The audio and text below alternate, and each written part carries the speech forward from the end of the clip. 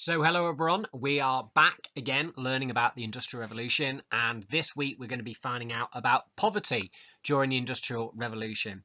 Now, poverty is all about people being poor, and we've already found out from our work on industrial cities the horrible and cramped conditions that people had to live in with those back-to-back houses. We found out about some of the difficult jobs that people had to do during the Industrial Revolution as well. So the first thing I want you to do in this online lesson is have a look at this picture.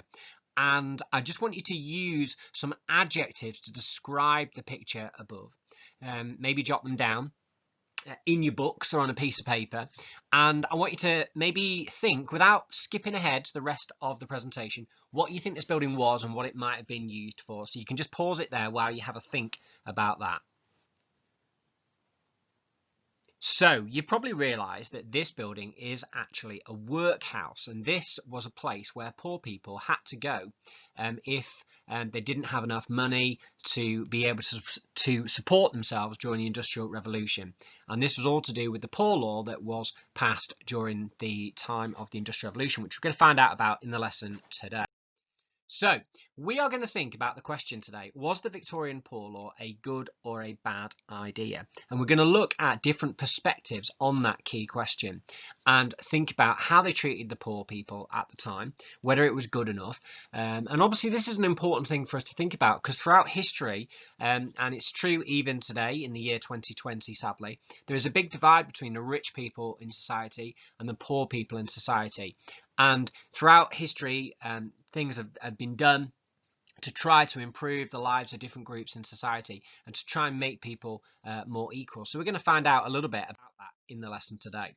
So having studied city life, we know that there was a lot of poverty during the Industrial Revolution, and we studied this picture, the Court of King Cholera, and we found out about some of the really quite shocking conditions that people had to live in during the time of the Industrial Revolution.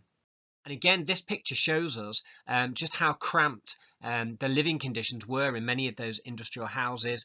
Often families had not many rooms in their house. The toilets were outside in the so-called privy.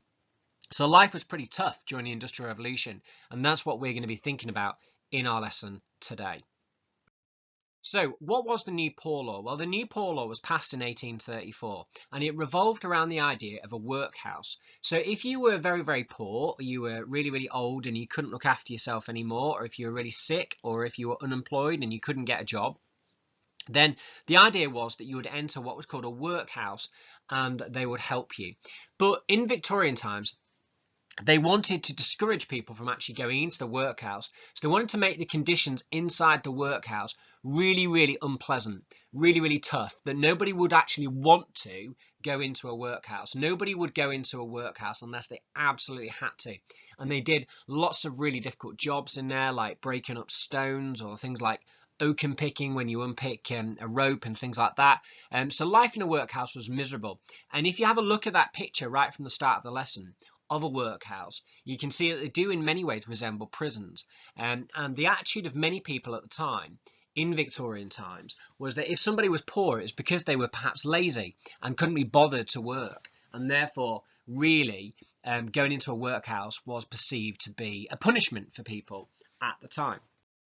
So the workhouse has obviously been made famous in history through the story of Oliver Twist by Charles Dickens. Now, Oliver Twist was in the workhouse, and he was there with lots and lots of other boys, and he was an orphan child. So you would get orphans going into a workhouse. Now, an orphan is quite a tragic thing, really, is when a child's parents have both died, so they've got no one to look after them. And we know that Oliver Twist went on quite an interesting and exciting story in the book by Charles Dickens, but it starts off with him in the workhouse and being so hungry that he has the audacity to actually ask for more. And there's that iconic line, "Please, sir, can I have some more?" And obviously he gets turfed out of the workhouse. So the workhouse has been made quite famous through that, but we're going to find out a little bit more information about what the workhouse was like. Now, this shows you a typical workhouse. And if I was to show you a picture of the famous prisons during the Victorian times, the 19th century, like Pentonville Prison, for example, it wouldn't actually look that much different. So you've got kind of like these different blocks around with this sort of central kind of part of the building, which is very similar to the design of Victorian prisons at the time. You've got a wall around the workhouse, so it does in many ways resemble a prison. And it would have different parts of the workhouse for boys and girls and men and women. So whole families could get split up when they actually went into the workhouse, which was really, really unpleasant and not very nice at all for people. This shows you the plan of a workhouse. So you can see there, if you go back and actually have a look at how that fits in, you can see here that you've got the girls' yard, the boys' yard, the men's yard, and the women's yard, and all the different rooms that they actually had, so people were kept apart in their time in the workhouse. So we're going to think about this key question. You're going to do a little bit of work, an assignment for me this week about the poor law, and you're going to look at the supporters and opponents of the poor law. So you're going to look at what is the interpretation that the poor law was a good idea. So some people might say, well, yeah, it is a good idea. It's cut the cost of paying for poor people. It's made the poor work harder. But some people would be opponents, to be against the poor law. And they would say, well, no, this isn't right. Workhouses are like prisons. They're cruel places. It's unfair to treat the poor in this way. So we're going to find out a little bit of information about the life in the workhouses, and there is, if you go through the PowerPoint, there's a video that you can watch as well, and I'll post that for you to watch as well, which has got Tony Robinson in it. So there's some rules here about medical officers. So when somebody went into the workhouse, they got a medical inspection, checked that they were healthy, so wouldn't spread disease through the workhouse, and then the poor person would be cleaned up, and then they were given workhouse clothes. So that's another example of how a workhouse perhaps resembles a prison, and they got their original clothes back when they eventually left the workhouse. If they could perhaps find a job on the outside, then they could one day hope to leave the workhouse. So this shows you the types of punishments that exist in the workhouse. There were lots and lots of rules in the workhouse, and we'll look at what a typical day looked like in the workhouse. But if you did any of these things, then you're only allowed to be given bread and potatoes for 2 days. So making a noise during silence, you weren't allowed to use banned language. If you threatened to hit somebody else, if you didn't keep yourself clean, pretended to be ill, entered part of the workhouse that you weren't allowed to, if you refused to work, played cards, if you tried to climb over the wall, misbehaved during the church services, returned late after an outside visit. Sometimes members of the workhouse could go on an outside visit to see relatives, but they would have to come back, or disobeying an officer. Any of those things were punishable. And you would be locked up for a day in isolation if you insulted the master or matron. They were the people in charge of the workhouse. If you disobeyed the master or matron. If you got involved in any fights, so hitting another pauper, and a pauper means a poor person, damaging any kind of workhouse property or getting drunk, you'll be locked up for a day. So there was some very, very strict rules inside the workhouse. So this is the Gressenhall Workhouse, which is in Norfolk, and there's a little video clip about this workhouse, and if you just click on that link through the PowerPoint, you'll be able to actually watch that video and find out a bit more information about life in the workhouse. So this shows you a little bit more information about life in a workhouse. Some pictures there of the people inside the workhouse working. There's a little story there about a punishment that happened to John Crask and his wife Anne, put in the dungeons for 24 hours because they were stealing bread. Probably they were just very, very hungry. And that shows you the hours of routine. So they had to go to bed at 8 o'clock in the evening, and most of their day was simply filled with work. Any meals that they had, so they had breakfast, dinner and supper time, like their tea time, all the meals, they had to eat them in absolute silence. So you can see how tough life would have been in the workhouse. However, there were some aspects of the workhouse that some people might use to say, well, actually, the workhouses weren't all bad. So, for example, they had lessons inside the workhouse. So this is from a school inspection report of the Gressenhall Workhouse, and talks about how some of the boys in the workhouse had improved their education inside the workhouse. And there are examples of how people were actually learnt trades and skills in the workhouse and went on to get jobs as things like carpenters, for example, or skilled, what we call artisans, people with a trade, joiners, things like that. Went to work in the building trade. So there are some success stories from the workhouses as well. This is a source from the Board of Guardians that oversaw the Gressenhall Workhouse, and it's a note of thanks to Mr. and Mrs. Pinson, who were in charge of the workhouse for 7 years.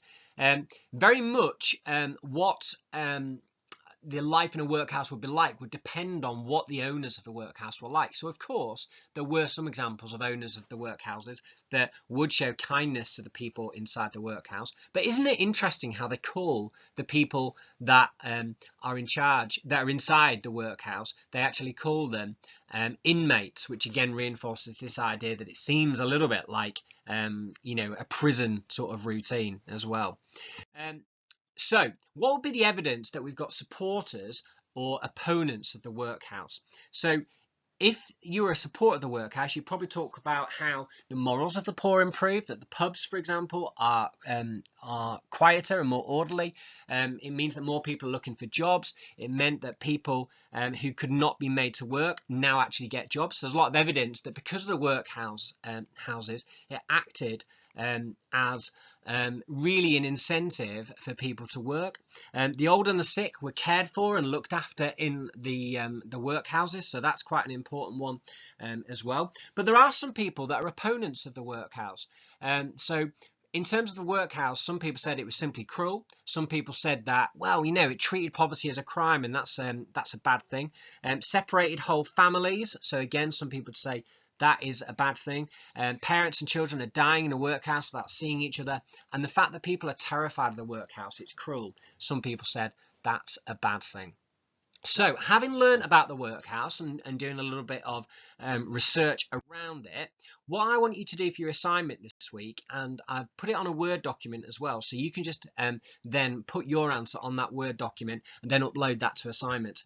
I want you to write a speech about the new poor law which create the workhouses.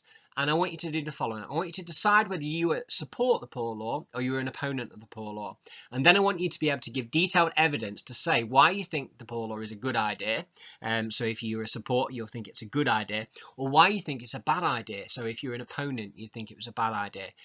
Try and use some of those features of persuasive language that you learn about in your English. So things like, for example, a use of a repetitive slogan, the rule of three, for example, being able to use facts to back up your opinions, the use of rhetorical questions, things like emotive language, for example. And I'm really looking forward to reading your speeches about the new poor law. So thanks very much for listening. That's a review of what we've learned about in the lesson today, and that's all done. So thank you very much. Bye bye.